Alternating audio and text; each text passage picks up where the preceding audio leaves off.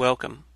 I'm Sebastian Mahfood, and you're listening to WCAT Radio, the on-air wing of En Route Books and Media, bringing you the dulcet sounds of Catholic wisdom. All right, well, welcome back to yet another episode of the Examined Life with Phil. Here I'm going to be covering some really controversial topics, and I'm also running this podcast a little bit of a different way than I typically do, in that rather than mostly writing everything out, I've just got some notes to go off of. And on top of that, I'm probably going to have to piece it together here because my daughter recently stopped taking naps, so it's actually very difficult to find an hour or so of quiet time in the house. So you may hear the sound levels or whatever change as you're going through the podcast, because I probably recorded it at different times of the day when I could actually get both of my kids to be quiet. So we'll see how this goes. So my topic this week is I'm going to argue that American society is now primarily feminine and no longer primarily masculine, if it ever was primarily masculine. A lot of people think it was. I'm not really in a position to know the cultural history well enough to say whether it is or isn't, but that's neither here nor there. My contention is that American society now values traits that are traditionally associated with being feminine in a higher sense than they do traits that are traditionally associated with being masculine. Now, I'd been thinking about doing this topic or something very similar actually since I started the podcast. I talked to my wife and a few other people about it, but it seemed really like a pretty good idea to do it this week with all the controversy going on with that Gillette ad and so many other people writing articles and things about it. And well, the Gillette ad thing is more recent. It was only about 2 weeks ago that the American Psychological Association, or APA, came out with guidelines for psychological practice with boys and men, which says that traditional masculinity is psychologically harmful. In a section of this new guideline they put out called Masculine Ideology, the APA says, quote, "Masculine ideology is a set of descriptive, prescriptive, and proscriptive cognitions about boys and men. Although there are differences in masculine ideologies, there is a particular constellation of standards that have held sway over large segments of the population, including anti-femininity, achievement, eschewal of the appearance of weakness, and adventure, risk, and violence. These have been collectively referred to as traditional masculine ideology." End quote. I heard somebody comment on this that the statement seems to have been composed by someone who just had to bite their tongue in order not to describe men who act like men as deplorables. I'd want to say, maybe we should take a step back from all the political fighting that's going on with it and try and take a look at what's actually going on. Why is there all this political fight? Not just do the fighting, but try and figure out why are we even fighting about this in the first place, and that's kind of what I'm going to try and get at here. So Gillette's a company that makes razors, and they had their tagline being the best a man can get, i.e. the best shave a man can get. I'd used them before when I shaved. In fact, I remember using them in the military. They had the Gillette Mach 3 then, which was 3 blades. And I would get in trouble because the drill sergeants didn't believe that I'd actually shaved. And it wasn't the problem with the razors. The problem was the hair on my face just grew too quickly. So I would have a 5 o'clock shadow at like 2 or 3 o'clock. But that's neither here nor there. The point is, they kind of played on that tagline that they've had forever and said, well, what's the best a man can be? And the advertisement shows a bunch of young boys and men kind of behaving badly, doing things like ignoring it when other boys are fighting, talking down to people, behaving in ways that are inappropriate and sexually harassing women, things along those lines, and then showing other men stepping up and telling them to knock it off and behave better. There's a clip from the great, wonderful comedic actor Terry Crews in there saying that men need to hold other men accountable. And so this has proven to be very controversial because some people are naturally saying, well, all the ad's really doing is saying, hey, don't go out and be a jerk to everybody. These are unacceptable ways to behave. Don't do that. And other people are saying, no, it's an attack. It's an affront against masculinity in general. They're trying to downplay and attack men. And as I said above, I think rather than just diving right into the politics of it, it's more valuable to try and look at, well, what's undercutting this? What's the philosophies of the people involved, and why are they saying what they're saying? Where is the actual disagreement, if there really is any, or is everybody just misunderstanding each other? So that's what I'm going to talk about this week. Now, C.S. Lewis, a long time ago, wrote an absolutely wonderful philosophical book called The Abolition of Man. It's not very long, and I'd highly recommend you read it. It's very instructive for our times today, and there's a beautiful quote from it that speaks very well to what's going on here. He said, quote, "We make men without chests and expect of them virtue and enterprise. We laugh at honor and are shocked to find traitors in our midst. We castrate and bid the geldings be fruitful." And if you're not familiar with the term, a gelding is a male horse that's been castrated, so obviously it can't be fruitful and multiply. And you can apply and see this dynamic that Lewis is appealing to in so many other things in our contemporary society. How is it that a press that has spent years mocking people who believe in absolute and rigorous definitions of truth is now bemoaning the fact that we live in a post-truth society where facts don't matter? Or how can a society that promotes celebrities for releasing sex tapes and tries to glorify them for that, then turn around and claim that sexual harassment and things along those lines is bad? You just can't really have one without the other in many of these circumstances, and yet that's what our society continually tries to do.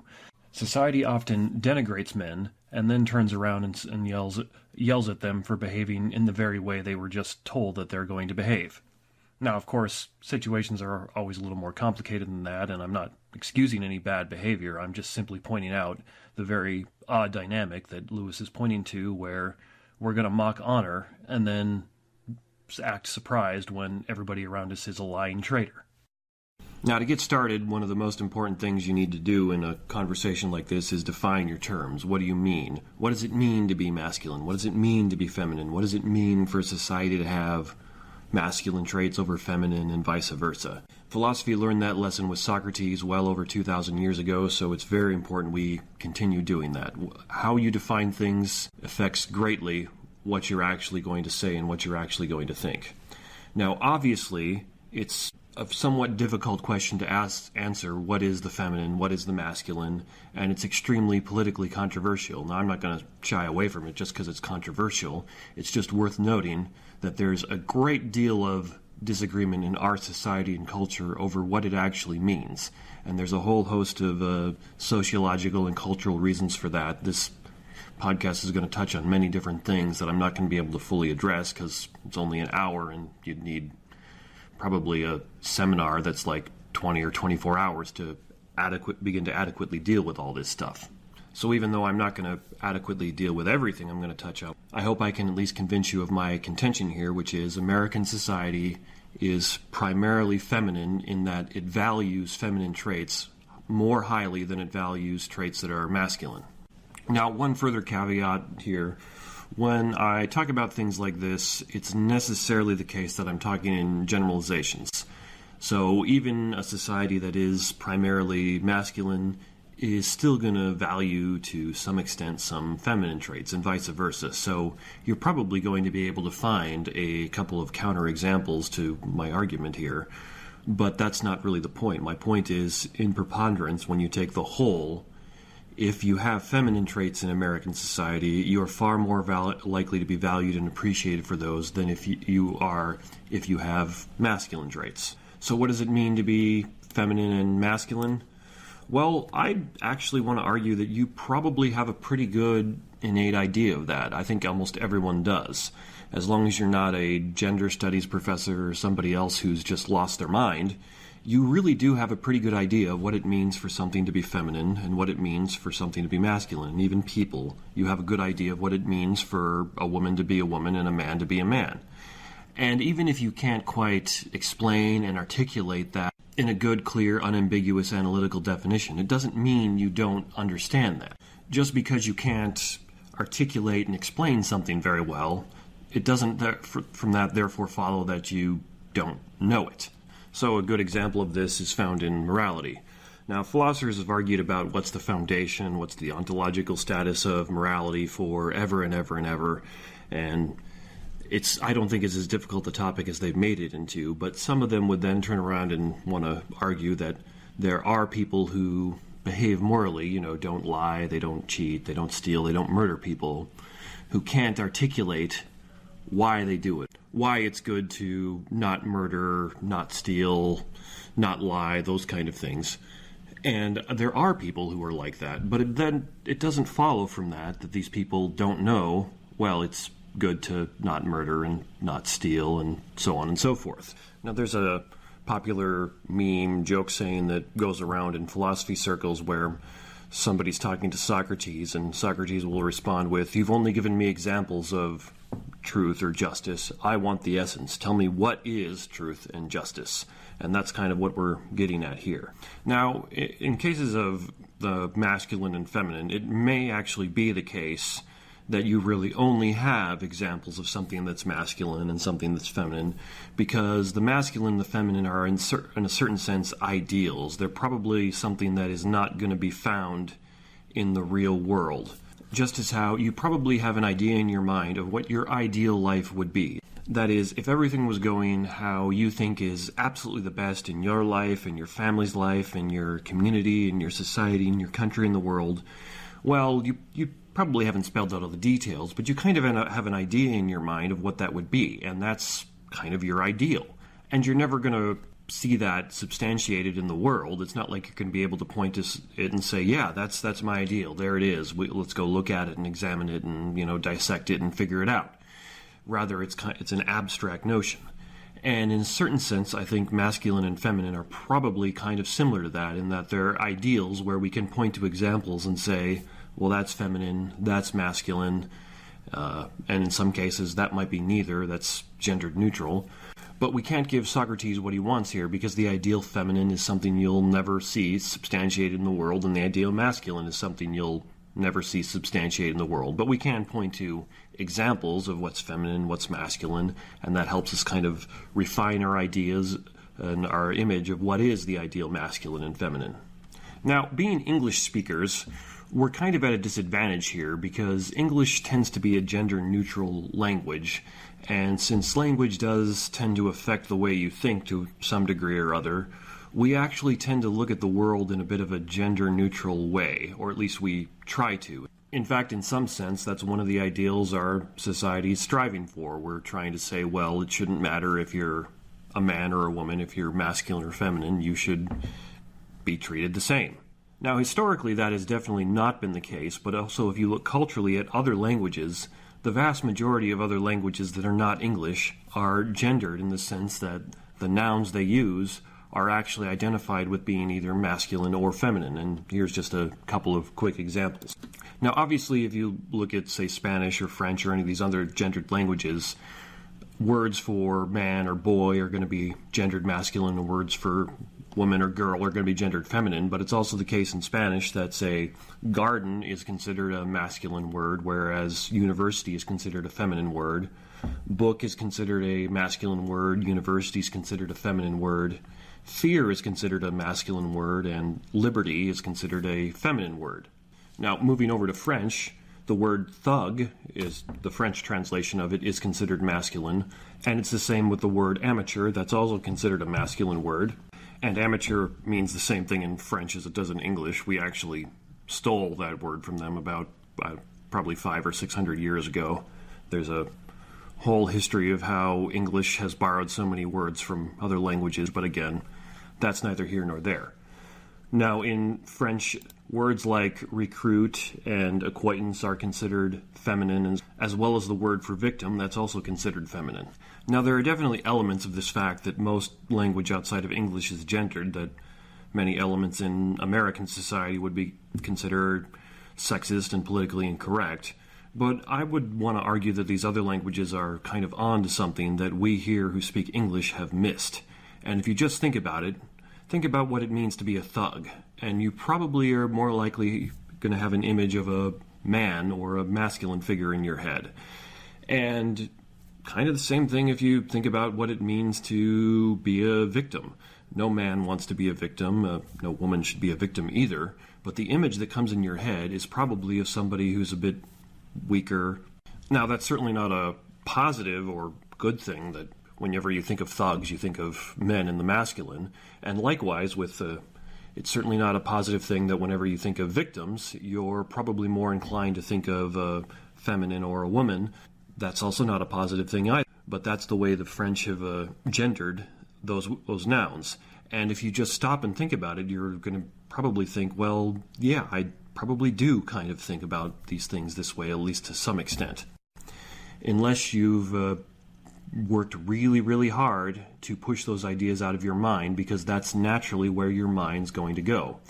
And that's kind of what I was getting at earlier when I said, even if you can't quite articulate very well what is the ideal masculine, what is the ideal feminine, your mind is still going to go there because you do have probably a pretty good innate sense of what it actually is. So what I'm claiming, or at least trying to get at here, is that let's suppose that someone is abusing their strength and power, and that is, they're being a thug. Well, that person is very likely to be a man or masculine. And likely, let's suppose that someone is unable or unwilling to stand up for themselves and thus is a victim. Well, that person is likely to be more feminine or female. Now, as I say that, you probably had a knee-jerk reaction against me to identifying victims with the feminine, but you probably didn't have the same reaction to me identifying the masculine or males with being thugs.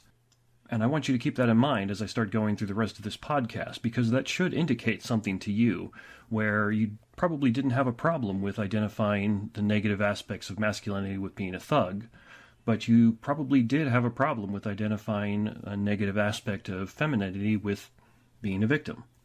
Now, why is that? Again, that's something I'll return to a bit later. And just to give some balance, I do think the Spanish words would here give us some positive examples. As you see in the Spanish there, what's practical and tangible, what's sort of what you can put your hands on, is generally thought of as more masculine, whereas what's abstract and ethereal, kind of what's in the realm of ideas, the realm of learning, that's tend to be thought of as more feminine. You can even see examples of that back in Scripture and Proverbs, where wisdom is personified as a woman. And I think both of those are good and positive examples of the masculine and feminine, so just so you know, this isn't all negative. There's positive aspects to this too.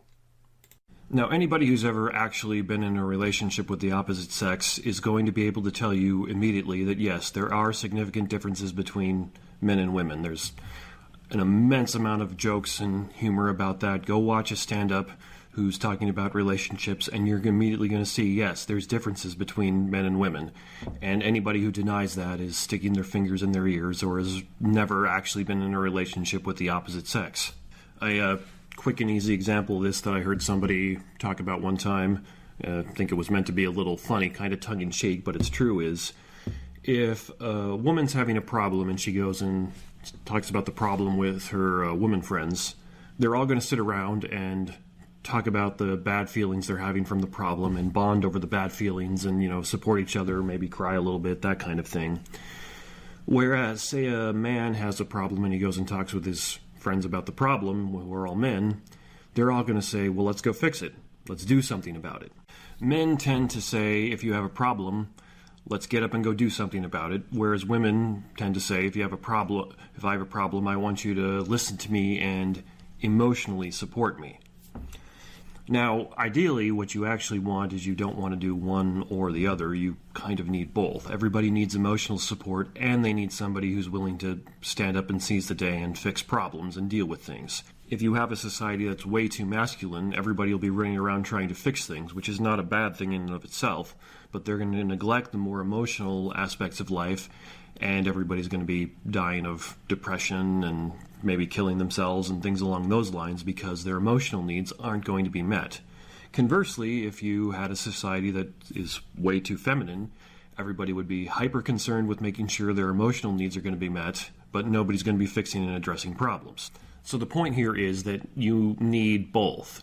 A good society is going to have a balance between the feminine and the masculine aspects. And I wanted to get to that point before I got into some more about what it means to be masculine and feminine, because it's often the case that people kind of confuse this and will argue that, oh, we need to be more masculine and we need to be more feminine. And really, no, what you want is you want to have a balance. You want to have both working together. And I don't think any society has ever got this perfect. It's probably always going to be the case that it'll tilt a little more one way than the other, and there's going to be give and take and things like that.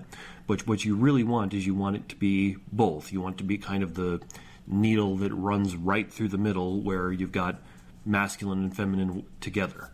Now, there's actually, surprisingly, you wouldn't know this from listening to the media, a great deal of research that has been done into the distinctions between men and women regarding their interests and their personality and things along those lines. And here I'm going to play 2 audio clips talking about this. What are these differences that social scientists have mapped out between men and women? From the Canadian psychologist Jordan Peterson. He's done a bunch of research into this, and he's quite a bit more articulate than I am, and it's nice to give you all a break from listening to my voice and listen to somebody else. There's been studies of human personality conducted all across the world, and psychologists have settled on a standard model that has 5 dimensions, 5 personality dimensions, and then have looked for differences between men and women across countries. And the crucial test was the Scandinavian countries, because the Scandinavians have done a lot to flatten out the sociological landscape for men and women. Right. And the consequence of that has actually been that the differences between men and women in Scandinavia have got larger, not only in terms of personality, but also in terms of interest. And interest is, men tend to be interested in things, and women tend to be interested in people. And there's some decent evidence that thing interest is mediated by testosterone exposure in utero, which sounds pretty biological, all things considered. And you know, I've made the claim that in my classes that I don't buy the distinction between sex and gender, which was invented by John Money back in 1955, a single theorist, and whose ideas I think were quite badly discredited, especially by his involvement in the Johns Hopkins Gender Reassignment Clinic, which shut down just a few years ago. That was his baby. And they decided that gender reassignment surgery was a catastrophe. Just go online and look up gender differences in personality cross-culturally. You'll find the relevant studies. They've been done with tens of thousands of people. And what they showed quite clearly is that in those societies where the most has been done to move the social world into a position of radical equality, and so that would roughly be the Scandinavian countries, because they've done more of that than any other country, the personality differences between men and women maximize. They don't minimize. They maximize. And I'll say that again. In the countries where the most has been done to equalize the playing field between men and women get more different rather than more the same. So for all you social constructionists out there in the audience, and there's probably not that many of you because you wouldn't come and hear me talk if you were a social constructionist, you're actually wrong. So now, you guys can think about this, but I'll tell you why I think the personality differences between men and women exist. Now, these are speculative hypotheses, but they're reasonably well documented by the relevant literature. So let's think about it. The first thing we might think about is, what's the difference between men and women? Well, how do they differ? Well, the first thing we might observe is that if you look at personality differences between prepubescent boys and girls, they're not very large. Boys and girls don't differ in terms of their trait neuroticism, for example. What happens is that when puberty kicks in, women's trait neuroticism rises, and it stays higher than men for the rest of their life. And this is why you see this reflected in the different kinds of psychopathology that beset the two sexes. So men are overrepresented in alcoholism, drug abuse, antisocial personality, and a host of learning disorders, as well as attention deficit disorder. And women are overrepresented in depression and anxiety, primarily. That seems to be tightly associated with higher levels of trait neuroticism, because maybe it's, if you're at the 95th percentile or higher, let's say, in trait neuroticism, there isn't much difference between that and being somewhat prone to depression and anxiety. And because the curves overlap, you know, the curves aren't identical, the normal distributions are identical for men and women, you tilt the one to the right, the women's curve to the right towards higher levels of neuroticism, you go out and you look for the person in 20 who has the highest levels of negative emotion. It's much more likely to be female than male. Okay, so let's see if we can figure out why. So we're going to tell you some things, basic differences between men and women, and you can tell me what you think about it if you agree or disagree. Okay, first, size differential emerges between men and women at puberty, right? Because boys and girls are roughly the same size and roughly the same strength, but men get bigger at puberty when the testosterone kicks in, and more importantly, not only do they get taller and heavier, but their upper body strength is much higher. And that's a real issue for combat, because human beings punch. There's other animals that do that. Kangaroos do that too, eh? So we're not the only people that punch, but we have clubs on the ends of our arms. And so that's how we defend ourselves. And so if you have a lot of upper body strength, especially across the shoulders, and you're heavier, then you can step into the punch and it's a lot more devastating. Now, it is the case that if you look at the statistics for physical altercations in marriage, women attack their husbands more often than husbands attack their wives. Well, you think, why is that?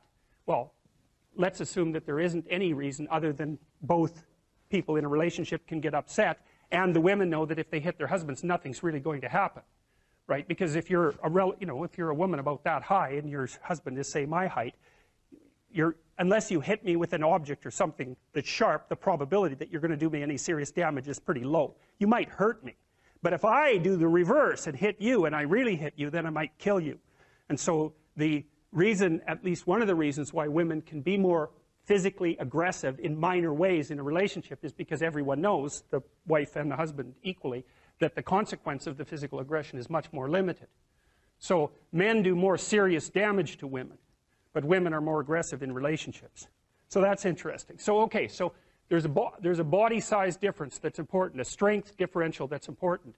Next thing, I think, so let's assume that the reason that women are higher in sensitivity to negative emotion is because the world is actually more dangerous to women, right? Because that would be the most logical reason why there would be a sex difference in something like fear or sensitivity to punishment. Well, first, there's the danger of physical altercation. Second, there's the sexual danger. So women become sexually vulnerable at puberty. And why do I say vulnerable? Well, it's straightforward. It's because the cost of sex for women is way higher than it is for men. And it certainly has been throughout our evolutionary history.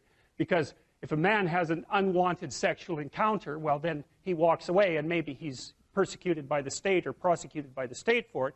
But if a woman has an unwanted, unwarranted, or incautious sexual encounter and she ends up pregnant, then, well, in traditional societies, you're just done. And even in modern societies that are rich like ours, I don't have to go into that. It's big trouble. No matter what you do about it, it's big trouble. So being more nervous about that makes perfect sense. But then here's the last thing. And I think that women's nervous systems are not adapted to women. I think women's nervous systems are adapted to the mother-infant dyad. And because you are not the same creature when you have an infant. Not at all. You're way more vulnerable. And it's partly because you have to express the vulnerability of the infant and you also have to care for it, right? So you think about an infant, especially under 9 months. So let's say, how are you going to be wired up if you're going to optimally care for an infant under 9 months? And I'm saying under 9 months because women generally do the bulk of child care for infants who are under 9 months old. And part of the reason for that, there's a whole host of reasons, but part of the reasons for that, obviously, is that they breastfeed. But imagine what you need to be wired up biologically in order to care for an infant. First of all, they're very demanding, right? Because they're completely helpless, and they're demanding 24 hours a day, and it's quite a emotional load.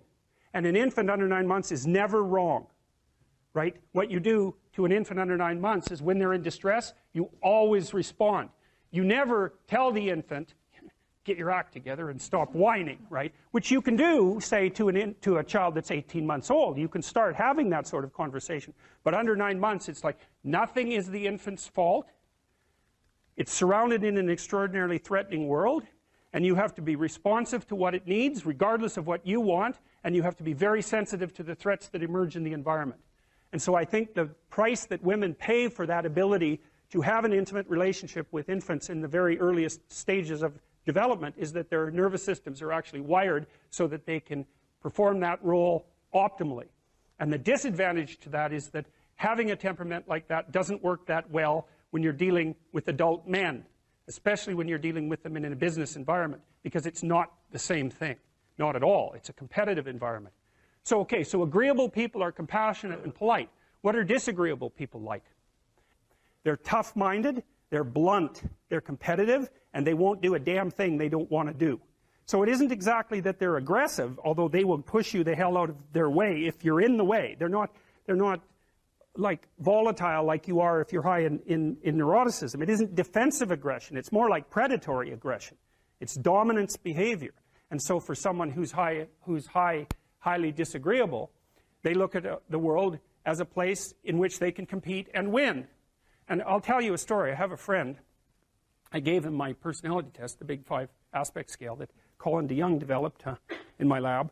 And I knew he was a disagreeable guy, and by interacting with him. I mean, he's even rude to people sort of spontaneously on the street. I actually like him quite a bit. He's very, very funny. He's also very conscientious, so you can trust him, but he's disagreeable as hell. And so I gave him this test because I thought it would be funny, and he came out as the most disagreeable person in 10,000.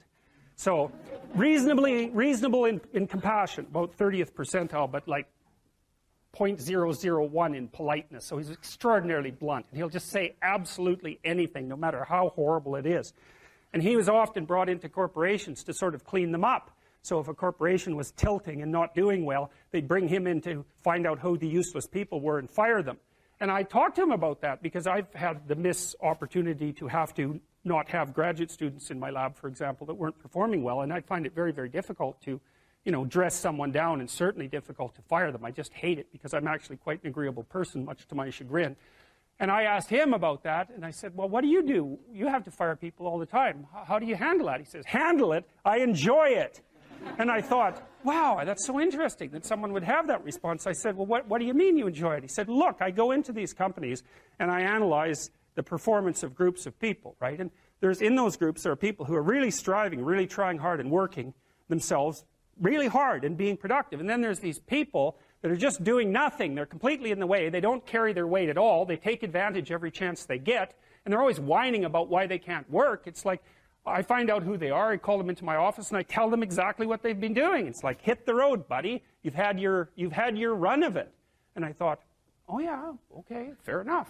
Well, I can tell you, I've had situations in my lab where I had underperforming graduate students. And one of the things that was really awful about that was that it was really hard on the high-performing graduate students, because they felt that even being in the same category as the people who weren't working hard and pulling their weight devalued what they were doing, and that's exactly right. And so this is also why there's a conscientiousness trait and an agreeableness trait.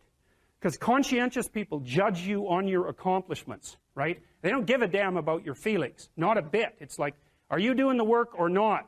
Whereas agreeable people think, well, your mother's sick and, you've got a bunch of family problems and we all have to take care of each other and it's no wonder that you're having a rough time. And like, you can't say that one of those attitudes is correct and the other isn't correct.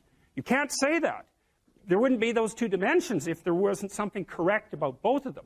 But you can certainly point out that often they conflict, and so the demand for inclusiveness and unity and care and the demand for high-level performance in a hierarchical structure, they're very different orientations in the world.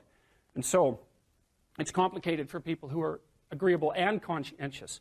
And actually, I think often that large corporations and large institutions of any sort run on the unheralded labor of people who are high in agreeableness and high in conscientiousness, and they're disproportionately women. And my experience in large institutions has been that if you want to hire someone to exploit appropriately, no, not appropriately, if you want to hire someone to exploit productively, you hire middle-aged women who are hyper-conscientious and who are agreeable, because they'll do everything. They won't take credit for it, and they won't complain. And that's nasty, and I think that happens all the time. And so one of the things you have to be careful of if you're agreeable is not to be exploited, because you'll line up to be exploited. And I think the reason for that is because you're wired to be exploited by infants. So I know those clips were a bit long, but I played them just because they're so instructive and informative to what I'm trying to do here, and I find them kind of entertaining, and I hope you did too. The anecdotes and stories he shares are usually kind of entertaining. So, loosely speaking, what we can take away from that, what social science has shown us, is that men tend to be less sensitive to negative emotion, more disagreeable, and more interested in things, whereas women tend to be more sensitive to negative emotion, more agreeable, and more interested in people. And none of these things are necessarily going to be negative or positive when you contrast them. Now, obviously, they're contrasted. They're different. But it's not necessarily negative and positive. It's different because depending on the context and what's going on, sometimes it's very good to be more disagreeable, and sometimes it's very good to be more agreeable. So if I'm surrounded by a bunch of friends who really appreciate me and look after me and love me in the appropriate sense, then I should respond to them in agreeable ways, not in disagreeable ways.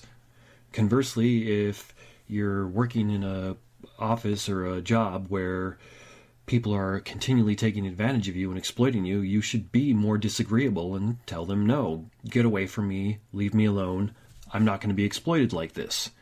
And it's even the same thing with sensitivity to negative emotions, as Peterson gave an example of that there, when it's just obvious to see that you don't want a lot of conflict and fight around infants, and that probably is at least part of the reason why women tend to be more sensitive to negative emotions. And even in other contexts like that, it can actually be a very bad thing, a very bad long-term strategy to just ignore the negative emotions that are going on around you. Easy example of this. If my wife is super upset about something, and I'm not, and I just go about my day because I'm not sensitive to those negative emotions, I don't need to worry about it, well, eventually that's going to become my problem too. Maybe it won't be right this minute, maybe it won't be for an hour, maybe it won't be for a day, but eventually it will be. So in that context, it would benefit me to be a little more sensitive to the negative emotions going on around me. And so the point I'm making here is that none of these characteristics, even though men and women differ on them, are necessarily bad. It all depends on the context and what's going on. Now, Peterson has another series of studies he cites, and I spent like half the day scouring the internet for them, and I couldn't find these ones, so I'm probably going to get a few of the details wrong. But the point is that, well, what he says is that men and women do differ, but not substantially, which is your average man and is going to be a little more disagreeable than your average woman, but not like to an extreme extent. But what happens with that is, when you go out to the extremes and you look at, well, who's the most disagreeable, that's almost always going to be men, which is why almost everyone in prison is a man, because those are the most disagreeable people.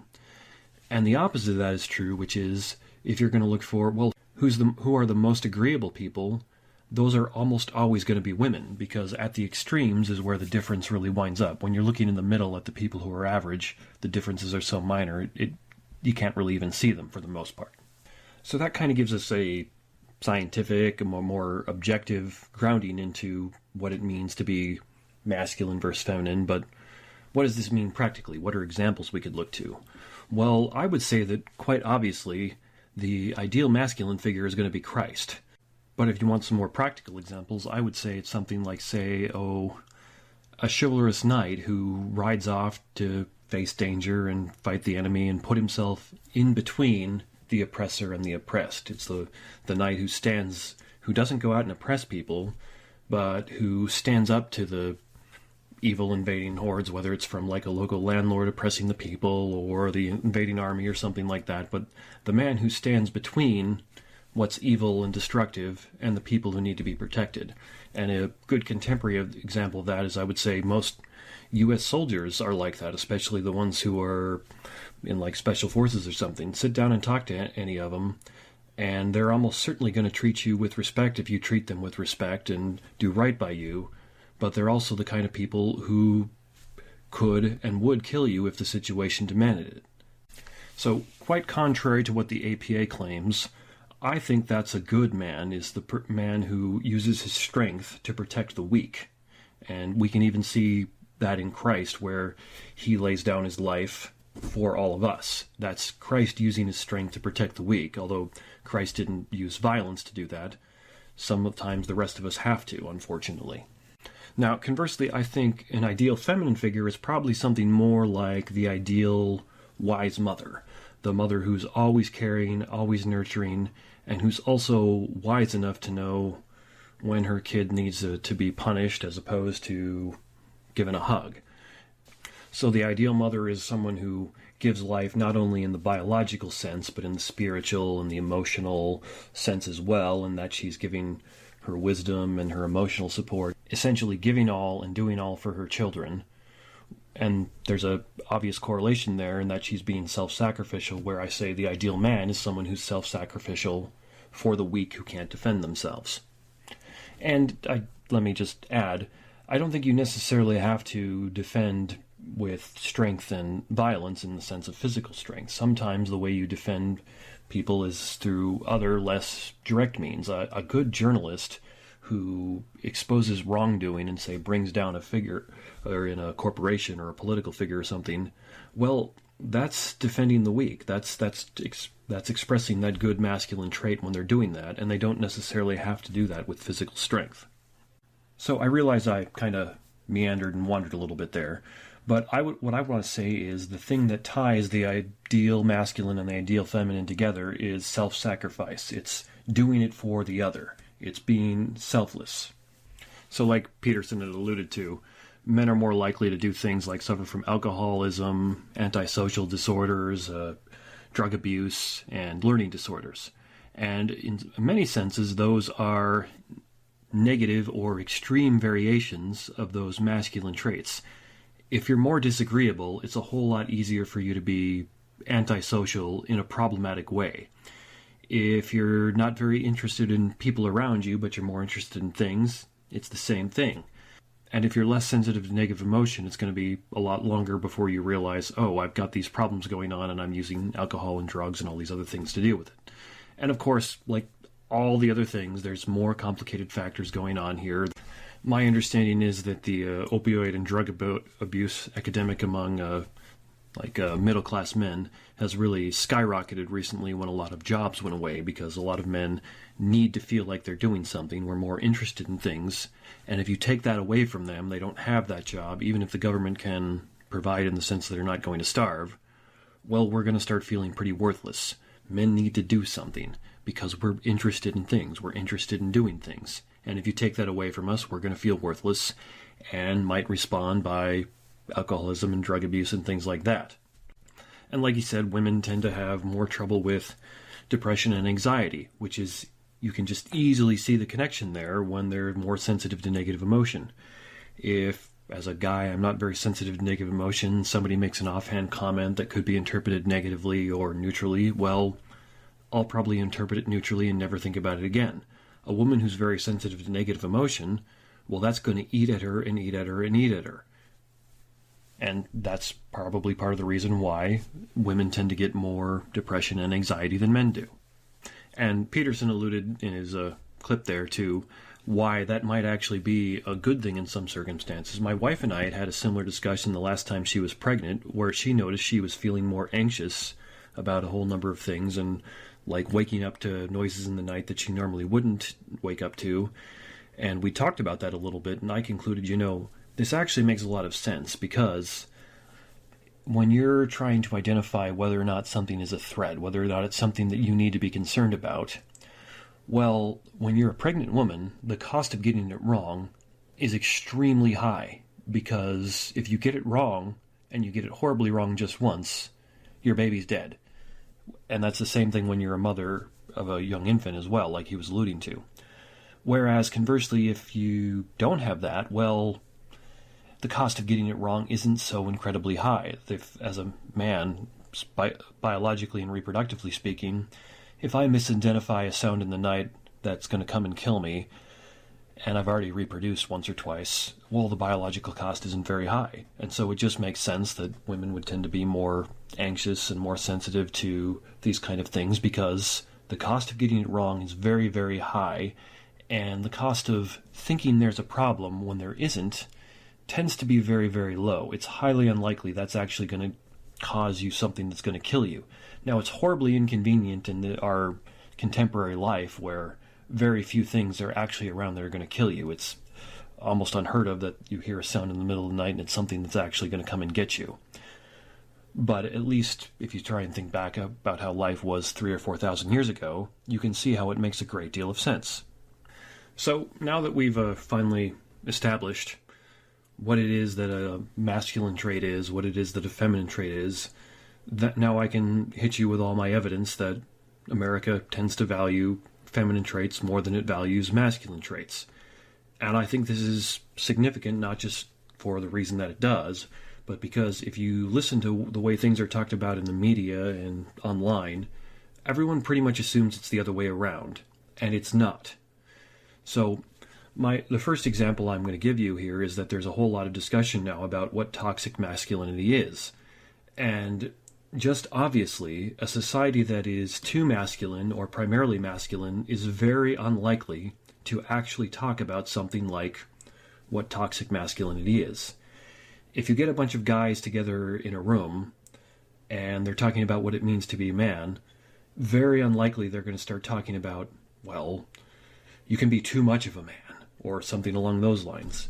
You just don't do that. That's not the way air works. If you're way too much in one direction, you're not going to then be, it's going to be very, very difficult for you to see that you are way, way too much in one direction. So that's my first claim here, is that a society that is actually primarily masculine or too masculine is never going to be talking about things like toxic masculinity. You're at best only going to hear that from a society that's kind of threading that needle a little bit like I talked about, or erring on the feminine side. Now, a further example of this, I would say, is that when you look at voting statistics, how people actually vote, and I don't mean whether they're Democrat or Republican, I mean why they actually vote. Go talk to people about why they voted for this candidate or this other candidate or something along those lines. Very, very rarely, very few people actually vote based on policies and ideals. They almost exclusively vote on whether or not they like that candidate they're voting for. Now, the last election was an anomaly because pretty much everybody hated both of the candidates for good reason. But prior to that, it's perfectly obvious if you just ask people around and open your eyes. Barack Obama won both times because he was an exceptionally likable person that everybody liked. Well, not everybody, but most people, or more than his opponents. Go ask anybody who's a rabid supporter of a particular candidate, what are their policies? And maybe you'll get a few, but generally speaking, they can't tell you very much about it. They vote for people because they like them. And that's going to be something that you're going to find more associated with femininity than masculinity. As I just recently said, since women tend to be more sensitive to negative emotion, more agreeable, and more interested in people, it's just obvious that voting for somebody because you like them rather than their policies, well, that's more feminine than it is masculine. And likewise, you can see that in how in much of the media and the news reporting, there's a kind of a concern, and I would even say it's often a hyper concern, for how people feel about things. And you can see this in a lot of reaction to some of the nasty and cruel things that President Trump says, where he'll say something rude and inappropriate, and everybody will complain that he hurt everybody's feelings. Well, he did, but again, that's quite obviously a concern that's coming more from a feminine sense than it is a masculine sense. The masculine ideal doesn't care too much about feelings, so the masculine ideal would be like, Trump said something rude, so what? Get over it. Whereas the feminine ideal is more like, Trump said something rude, well, that hurts everybody's feelings, that ruins this emotional aspect, and we need to deal with that. And if you just read the media, the news that's coming out, and watch and listen to podcasts and watch news and things like that with an eye for this concern for feelings, you'll immediately start seeing it's everywhere. There are still places that concern themselves with facts, statistics, and policies, but it's actually becoming less and less. It has a whole lot more to do with feelings in many, many places than it actually does the tangible things. And again, I feel the need to say, it's not like it should be one at the expense of the other. It's like it should be both. You should worry about whether something is factually true, and you should worry about how it makes you and everybody else feel. But it seems to be becoming much more, it's just about how everybody feels about it.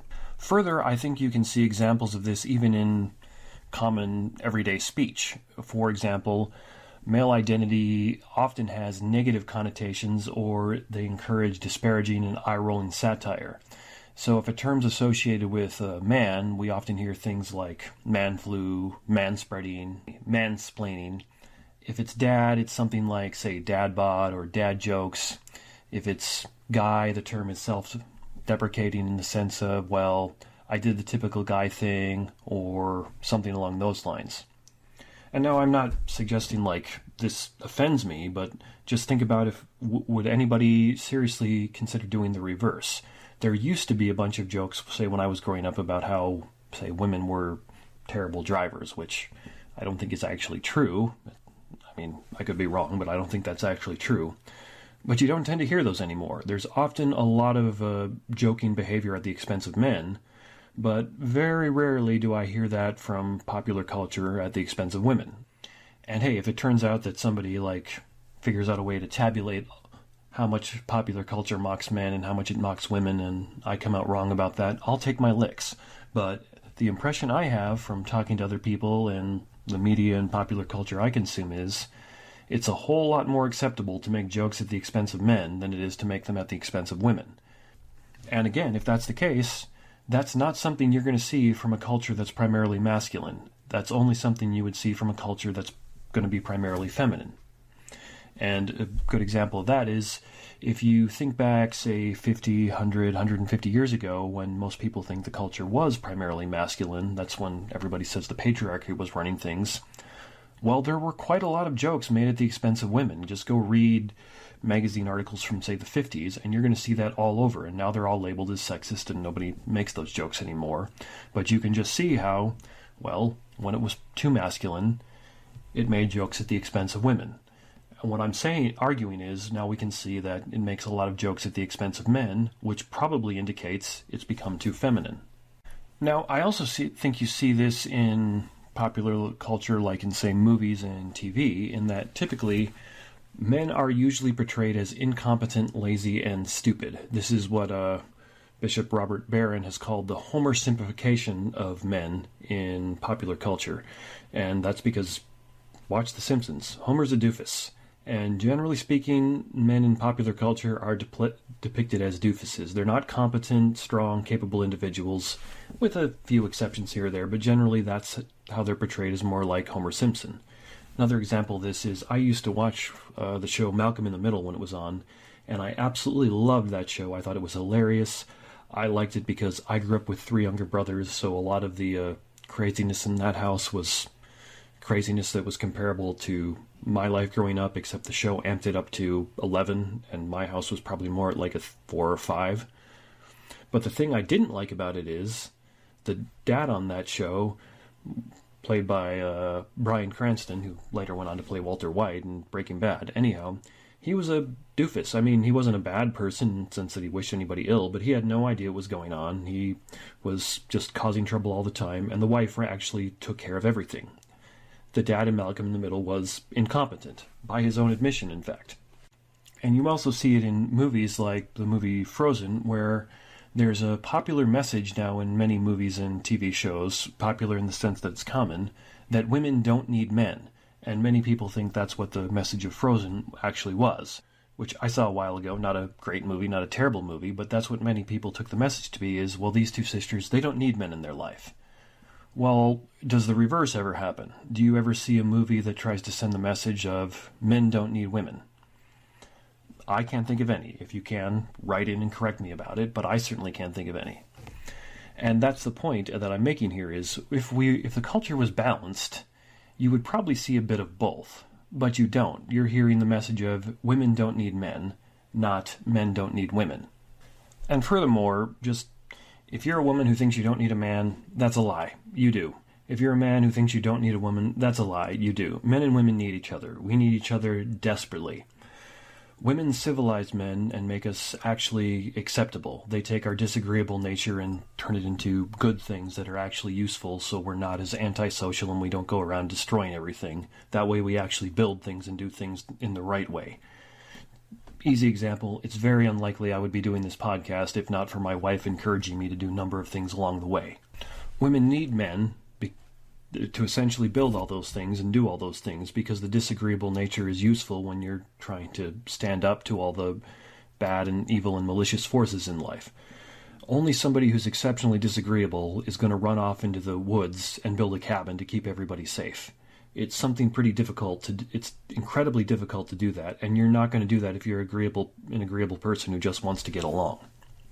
So what I think we need in popular culture is less of movies like Frozen that are saying this awful, stupid message that women don't need men, and more movies like Mad Max Fury Road or Moana, where the male and female characters need each other and are actually both better for having the other around. Mad Max Fury Road, that's just obvious, where they're both action heroes, but they depend on each other. They support each other. Max has ideas that what's the woman's name? Furiosa does not, and vice versa. They both need each other because they can both do things that the other can't. And if either of them had tried to make it through that movie alone, they'd have died. They only made it through because they were there together. And in the Disney movie Moana, it's kind of the same thing where the what's his name? The demigod character Maui. He's a very masculine man, but he's a trickster and kind of a shyster, and he basically just wants to have fun and ignore all his responsibilities. So he needs the female character Moana to make him take responsibility. And at the same time, Moana needs Maui for the strength and abilities he has because she couldn't accomplish all those things on her own. They need each other, and they're both better for having each other around. And that's a better example of how it actually is and should be. And you can even see a biblical example of this from the story of Esther. If you haven't ever read it, go read it. It's a wonderful story. In Esther, Esther needs the king's power and his abilities to save her people from genocide, whereas the king needs Esther's wisdom and morality to prevent a genocide from happening under his name, because when he becomes aware of it, it's obvious he's horrified about it. But the reason it was going to happen is he'd neglected his responsibilities and was just playing around, and he needed Esther to wake him up and take responsibility. Now, a further example of this, which we see in many, many news stories, is what is sometimes called the victim mentality, which is everybody seems to be seeking to be the victim in a story. Well, not everybody, but a lot of people. Now, why is that? That's actually kind of bizarre.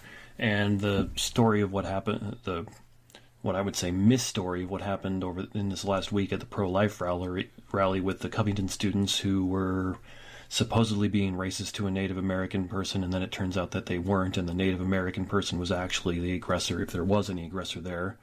That's a good example of this, because the Native American person, I think his name was Phillips, he went to the Washington Post and flat out lied about what happened and presented himself as the victim. Now, why would you do that? That seems odd. That's definitely not a masculine thing to do, to prevent yourself as a victim. And now I'm not arguing here that, there's something wrong with Phillips in doing this. People do this all the time.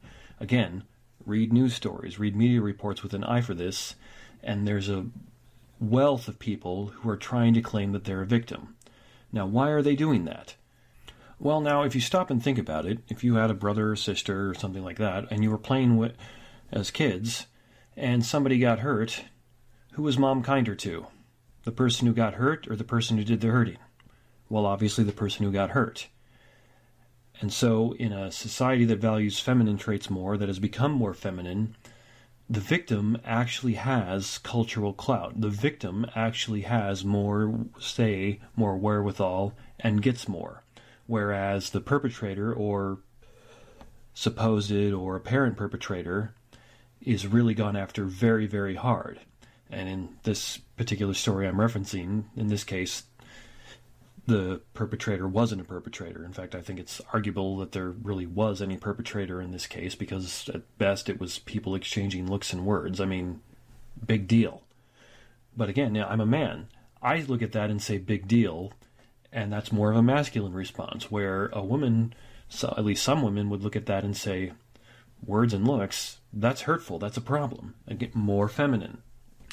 And in this particular case, I think what you're seeing is more of a hyper-femininity in culture, in that many people adopt something like a matriarchal mama bear mode, where they feel the need to protect anyone and everyone they perceive as a victim or as defenseless. And that's the way a mother, I think as Peterson kind of referenced, feels about her baby and her infants and things like that, and it's good and appropriate there. The problem is when that's translated to a real world now, where again, almost nothing, very little that you deal with on a day-to-day basis is actually out to kill you. You're not going to get killed by reading some words, at least 99% of people won't anyway. Well, then that becomes a problem, because then in a lot of cases, people who go into mama bear mode are hyper-reacting to things that don't warrant that hyper-reaction. And this is especially the case if the proposed perpetrators weren't actually perpetrators, as often happens now because things are getting misreported. And what I mean by mama bear, if you aren't familiar with that, is that Bears have a reputation for protecting their cubs viciously and violently. If you're ever in the woods and you come across a bear cub, turn around and get out of there as fast as you can, because if the mama bear's around there, she's going to kill you just for being there, because that's how viciously protecting of their cubs they are. And hey, that's a great thing if you're the cub, but it's a bad thing for everyone else. And therein you see the problem. So those are just some examples that I came across. There's many, many more. I'm actually having to cut this a little short.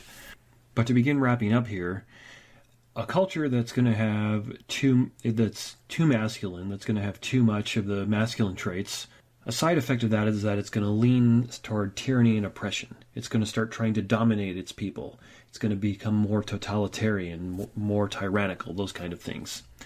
Conversely, a side effect of the having too much femininity in a culture is chaos, where nothing's really tied down. There's no structure to hold things. You know, the masculine is very much associated with structure and order, archetypically speaking, and the feminine is associated with chaos.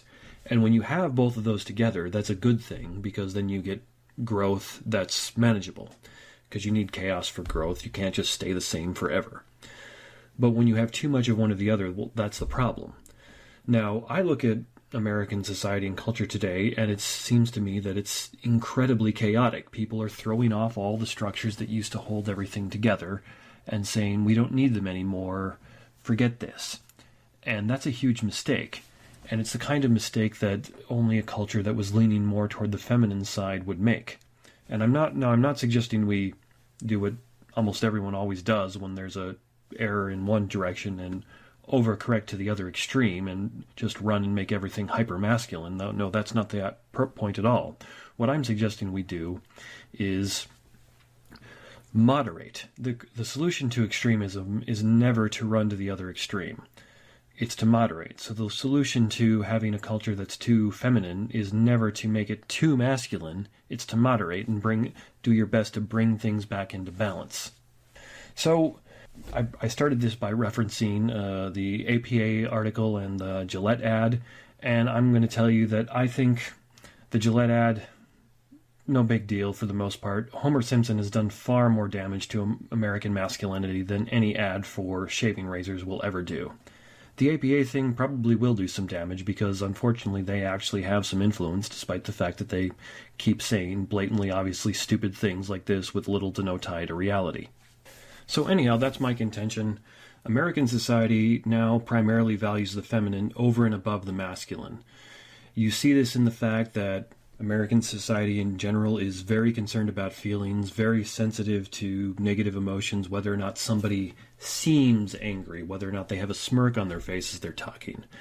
Generally is more interested in people rather than ideas, rather than things, rather than the actual policies our leaders propose. We're more interested in whether or not they seem cool, whether they're on Instagram or not, and various things like that.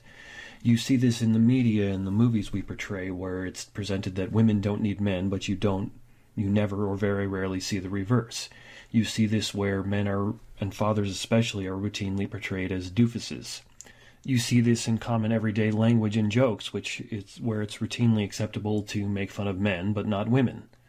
You see this in statements people will make where, well, it doesn't matter whether or not I was factually right, it matters whether I was morally right. And that betrays a sense of too much femininity there. You should want to be both morally right and factually right. In fact, I would argue that if you want to have one without the other, that's impossible. If you're not factually right, you won't be morally right. And if you're not morally right, you will not be factually right. You need to have both together. Now, finally, people who are frequent on the internet will know this, but as a result of all this, at least I would argue it's a result of all these kind of things, there's now a growing segment of men who call themselves MGTOWs, that is, men going their own way, who've essentially looked at this and looked at a society that, at least they're saying, takes advantage of them, doesn't care about them, and doesn't treat them well, and said, forget this, I'm out. And what they're doing is they're not getting married, they're abandoning relationships, they're abandoning traditional responsibilities, because they're saying, well, why would I do all these things? Why would I make all these sacrifices if I'm just going to be mocked for it? And that ties right back to that quote from C.S. Lewis that I started with, which is, if you expect men to stand between you and the evils and dangers of the world, well, if you keep mocking them for it, some men are still going to do it, because some men are really that good. Some men, well, they're not Christ, but they're Christ-like in that sense, that you can mock them and belittle them all you want, and they will still defend you against what's coming to kill you and what's wrong and evil. But some aren't. And so mock them and belittle them and push them aside, and eventually they won't be there when you need them anymore. And that's what's happening with the MGTOWs. And I would say that's just the fact that that group even exists is another example of how American society has come to value the feminine more than the masculine. Okay, now, at this point, I want you to think back a little bit and remember how I asked you to keep in mind that your knee-jerk reaction to learning that victim is a feminine word, at least in French, probably offended you to some degree. And now I want you to think about that again, now that we've gone through all this. And what I'm going to suggest to you is, if that was your initial reaction, and you didn't have the same reaction to learning that thug is a masculine word, well, that's probably more evidence of how American culture is much more feminine, and that's creeped into your thinking. And I'd be willing to extend that as far as saying, well, maybe it doesn't offend you, but at least you can understand how, say, a man would be offended with being associated with being a thug. So, or how, if it was reversed and say you're a man, you could identify with how, well, yeah, a woman would be offended at being identified with a victim, just as I would be offended at being identified with a thug. And so if you can go that far, then I'd say, yeah, you're probably okay. But if you're saying, no, there's nothing wrong with the one and there's something wrong with the other, that's a problem. And that's a sign, evidence that points to the fact that American culture has now become increasingly and overwhelmingly feminine. All right, so now it's time for you to tell me what you think. Does this all make sense? Am I off base? Can you think of examples that would prove that American society really is still primarily masculine and I've got it wrong? Or do you agree with me? Do you have other examples that I didn't mention of how it's become primarily feminine and values the feminine more than the masculine? Tell me what you think. You think I'm wrong? Write in and tell me about it. You think I'm right? Write in and tell me about it. And as always, if you have ideas or topics that you'd like me to explore, write in and tell me about it. You can reach me at theexaminedlifewithphil@gmail.com, and I've started a Facebook group called The Examined Life with Phil, and you can reach me there as well. So thanks for tuning in, and be sure to let me know what you think. I'm sure this is a very controversial thing. I wouldn't be surprised if I've said some things that upset people on all sides of all issues here. So again, let me know what you think, and I'll talk again next week. We hope you enjoyed the program and will join us back for another show on WCAT Radio. This is Sebastian Mahfood. Good day.